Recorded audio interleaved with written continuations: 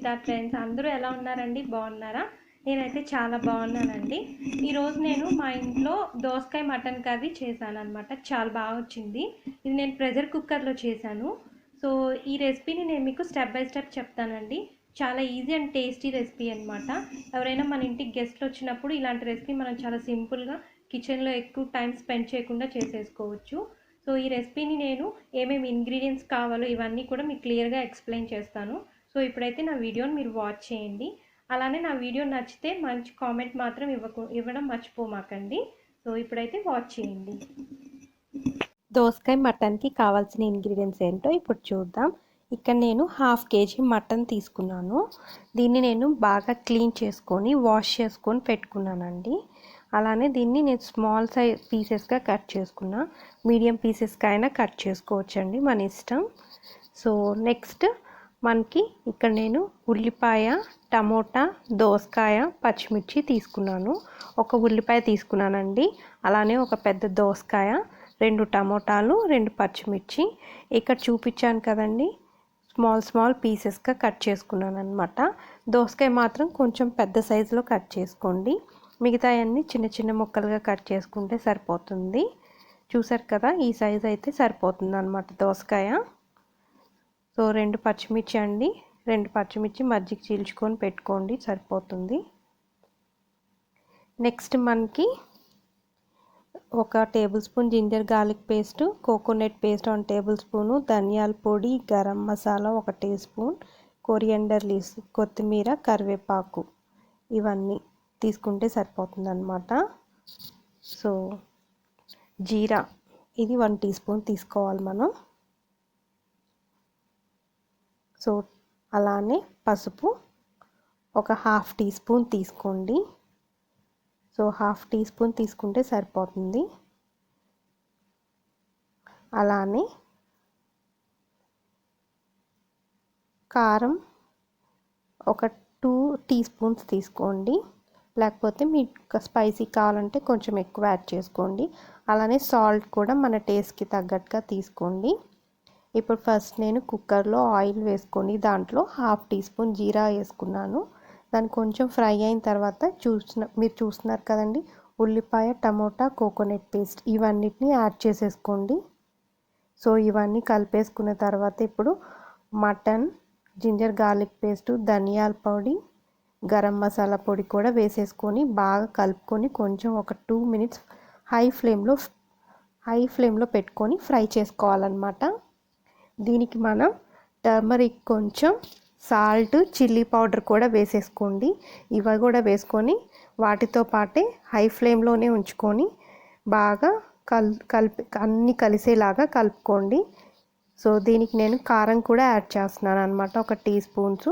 అలానే కొంచెం ఒక 2 టీ స్పూన్ ఆయిల్ కూడా వేస్తున్నాను. దీనివల్ల ఏంటంటే కొంచెం మనం హై ఫ్లేమ్లో పెట్టుకున్నాం కదా, ఆ డ్రైనెస్ పోతుందన్నమాట.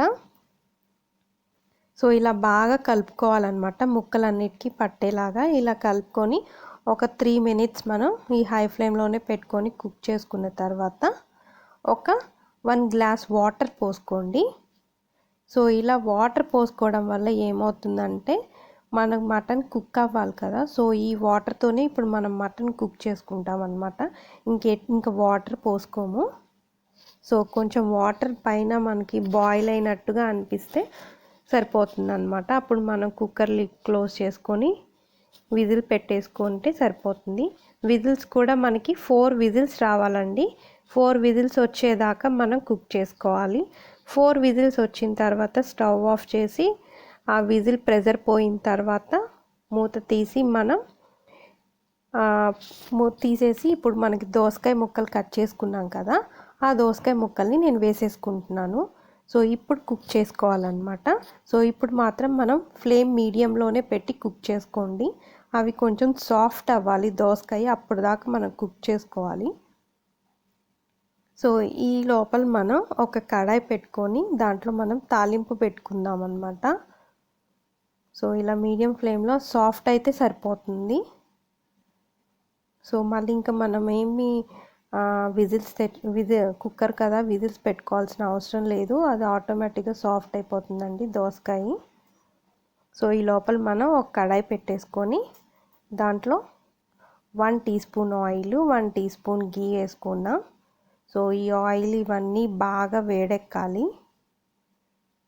సో ఇవన్నీ వేడెక్కేసిన తర్వాత ఇప్పుడు ఇందులో మనం 1/2 టీ స్పూన్ జీలకర్ర, ఆవాలు, మినప్పప్పు వేసుకొని బాగా ఫ్రై చేసుకొని, అలానే ఎండుమిర్చి కూడా వేసుకోవాలండి. అవి కూడా వేసుకొని కరివేపాకు, అలానే చిన్నుల్లిపాయ కొంచెం దంచుకొని అవి కూడా వేసుకొని బాగా ఫ్రై చేసుకోవాలన్నమాట ఈ పోపుని. సో ఈ పోపు బాగా ఫ్రై అవుతే అంత టేస్టీగా ఉంటుంది. సో ఇలా ఫ్రై చేసుకున్న పోపుని మనం ఇందాక కర్రీ ఉంది కదండి, దోసకాయ వేసుకున్న కర్రీ, ఆ కర్రీలో యాడ్ చేసుకోవాలి. సో ఈ మిక్చర్ని తీసుకొని ఇప్పుడు నేను కర్రీలో యాడ్ చేసుకుంటున్నాను. ఇప్పుడు ఇందులో మనం కొరియండర్ లీవ్స్ కూడా యాడ్ చేసుకున్నామండి. ఇప్పుడు ఇవన్నీ మనం బాగా కలుపుకోవాలన్నమాట. కర్రీలో కలిసిపోయేలా కలుపుకొని ఒక 2 మినిట్స్ మనం కుక్ చేసుకోవాలి. అదే సరిపోతుంది. సో ఈ మన ప్రెషర్ కుక్కర్లో దోసకాయ మటన్ కర్రీ రెడీ అయిపోయినట్టేనండి.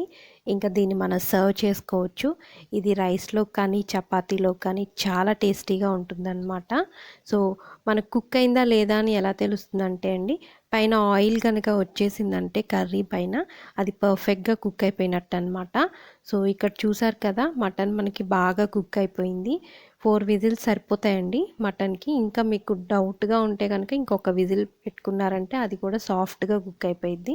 నేను ఇక్కడ దోసకాయ వేసుకున్నాను కదా, సో ఆ దోసకాయ కూడా చూసారా ఎంత సాఫ్ట్గా కుక్ అయిపోయిందో. సో చాలా టేస్టీగా ఉంటుందండి. దోసకాయ కొంచెం పుల్ల పుల్లగా, మటన్ ఏమో స్పైసీగా. సో ఆ రెండు కాంబినేషన్ చాలా బాగుంటుందన్నమాట. సో ఇంటికి ఎవరైనా గెస్ట్ వచ్చినప్పుడు ఇలా డిఫరెంట్గా ట్రై చేసి పెట్టండి, చాలా ఇష్టపడతారు. ఈ వీడియోని మీరు ఇంట్లో ట్రై చేయండి, చాలా ఇష్టపడతారు. సో నా వీడియో కనుక మీకు నచ్చినట్లయితే నా వీడియోని లైక్ చేయండి, సబ్స్క్రైబ్ చేయండి అండ్ షేర్ చేయండి. Thank you for watching my video.